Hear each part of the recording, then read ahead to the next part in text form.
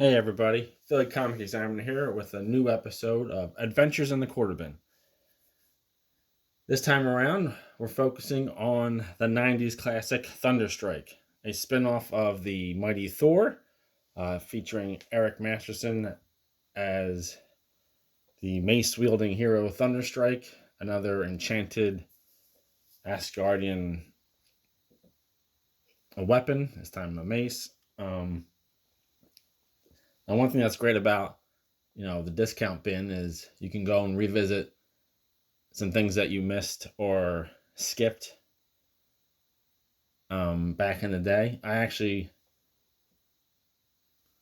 read all of the Eric Masterson stint as the Thor, and I continued that into the launch of the Thunderstrike series. And for whatever reason, I dropped it with the 4th issue, which is why I am only up to issue 5 out here, not featuring number 1 and so on. These are the only ones that I got from the discount bin. I don't remember why I dropped it. I was mostly a DC guy anyway, back in the 90s, dabbling in some Image and some Marvel. I did read in the letter columns with these issues that they were having some problems getting the book out on time, so maybe that contributed to it, but probably not. Anyhow, I really enjoyed revisiting these now. I thought they were some great classic storytelling. For the most part, it's done in one stories with continuing themes and plot lines from one issue to the next. It has, a mystery about who is the Blood Axe character, and there are mysterious benefactors. People are looking out for Thunderstrike, and who are they? Actually, I did not realize it until I read it now, but the 90s character Black Wolf was a spin out of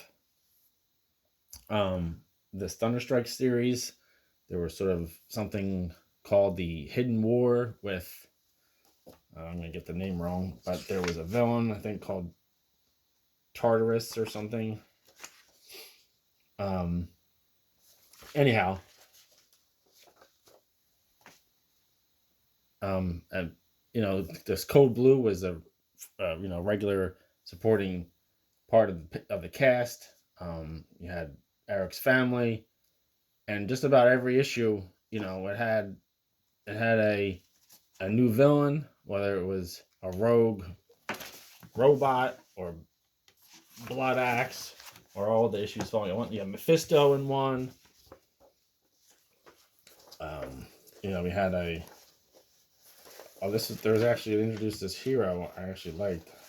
I don't know how much. I think her name was Wild Streak. Where is she? Oh. Anyway, there she is. I thought she was cool, but she actually was paralyzed, and she had this exoskeleton that gave her powers. So it introduced a lot of villains and heroes. I mean, you could almost have your own super team based off of characters that were introduced in the Thunderstrike series. I thought, these nowadays, with sort of everything written for the trade, you get maybe 2 or 3 full stories a year, whereas, you got like 12 here, and, the world is just that much deeper. Like, you can have a whole universe just out of Thunderstrike, of all things. Like, so imagine that if you had storytelling like that from Spider-Man and the Avengers and the X-Men, the world grows so much bigger. Another thing I discovered while going through these books is that actually I didn't realize it, or at least I didn't remember it at the time. In the 90s, Marvel tried something called the double feature, where they published 2 versions of the same Thunderstrike issue, except one of them, which was priced $1 more. You can see this one was $1.50, and this one was $2.50. However, it had a flip book and it had a Code Blue sort of whole other adventure. So like they did it for about 4 issues. I looked it up afterwards. So basically, you got like a 4 issue miniseries as this double feature. I saw they also did it in Avengers, I think, with a Giant Man. It was Hank Pym, whether he was Ant-Man or Giant Man, I forget. But I don't know the reason why Marvel tried this out. I don't know why it only lasted a few months. The one article I was looking at did speculate that maybe it was sort of the higher price point might make it more attractive to the newsstand, but try to keep that business line going. But I don't know that that was it or not. So anyone, feel free, leave a comment if you remember the double feature and what Marvel was attempting there, and how well it sold and how or didn't sell. I really think it's an interesting concept. I kind of like it. You know, today you see a lot of books that are selling. They have the backup stories in it. Like Action Comics and Detective Comics have like backup features, and I think it would be interesting if you had a version with or without it. That way, people who aren't interested in those, they can get for a lower price, and then for a little bit more, you can get an extra couple stories. I'd rather pay $1 more for another extra story pages than for a cardstock cover. So I really think that it's the strategy that could pull off now more than ever. So again, there's an old joke where no superhero death is permanent except for Barry Allen, Bucky, or Jason Todd. Well, they've all come back.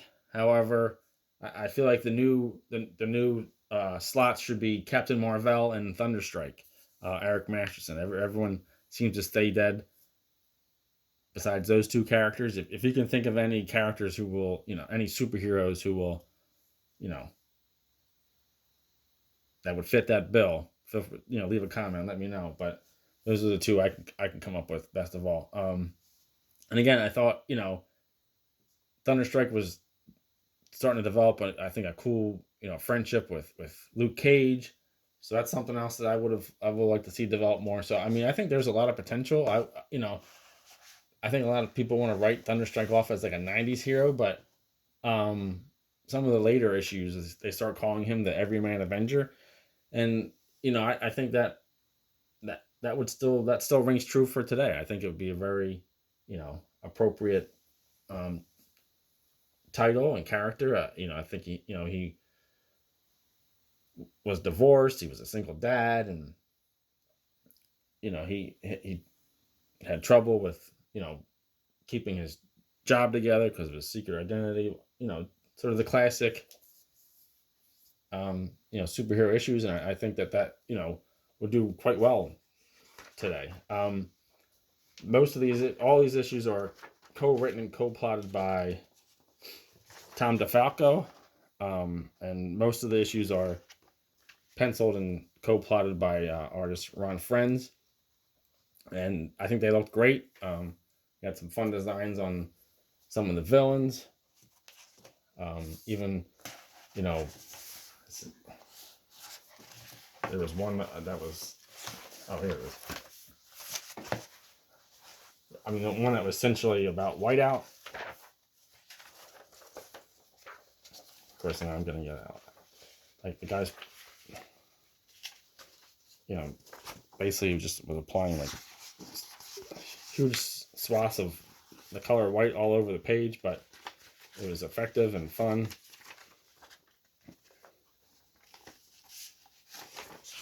And the character actually looked kind of cool. So, even like a one-off character like that, Ron Frenz brought his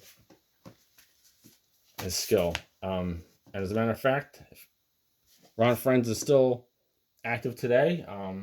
Check out sitcomics.com and you will see his art on a number of their titles, including Blue Baron.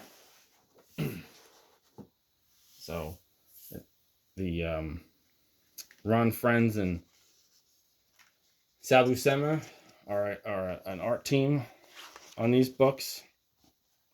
And again, it follows much the same, done in one stories, different villains and supporting characters introduced in each one. A lot of these are 60 plus pages, and it's reasonably priced. I'll leave a link in the description for Sid Comics, but you can also follow them on Patreon, and just for I think like $12 you can get two 60 plus page books delivered right to you. So if you like that sort of traditional comic book storytelling, this was co-written by Roger Stern. I mean, Sid Comics is using a lot of great heroes or creators from the past. So I think they're really worth supporting. I believe this Headhunter issue is still available through Diamond, so that has I think it's a Sal Buscema cover. Oh, Friends and Buscema cover. So there you go. Anyway, let me know your thoughts on Thunderstrike. Did you like it back in the day? Do you think you think he should come back? You think Thunderstrike should give it another go? I would like to see him again. I know recently had a more of a Legends action figure from Hasbro, but I would like to see another shot for Eric Masterson, the Everyman Avenger. Well, thanks for watching. Hope you enjoyed this episode of Adventures in the Quarterman. Please like and subscribe. You can follow me on X/Twitter at PA Comic Examiner, and also on Blue Sky at PA Comic Examiner. Thanks again. Be well.